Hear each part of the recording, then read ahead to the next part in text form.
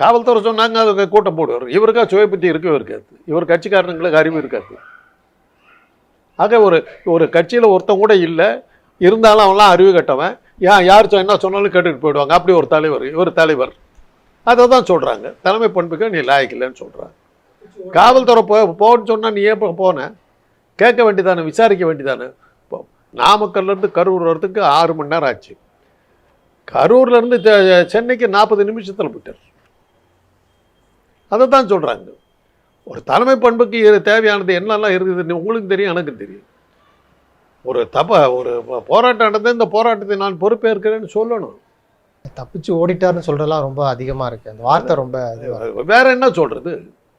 தப்பிச்சு தானே ஓடினார். ஏதோ காரணம் சொல்லிவிட்டார். போலீஸ் சொன்னாங்க, நான் போயிட்டேன். என்னது செத்து போயிருக்காங்க அவங்க. உடனே நிர்வாகிகள் இருந்தாக்கா போய் அங்கே போய் பார்த்து என்ன ஆச்சு ஏதாச்சுன்னு பார்த்து சொல்லுங்கள், நான் இங்கே தான் ஹோட்டலில் தான் தங்கியிருப்பேன், எனக்கு தகவல் சொல்லுங்கன்னு சொல்லி கரூரில் இருந்துருக்கணும். இல்லை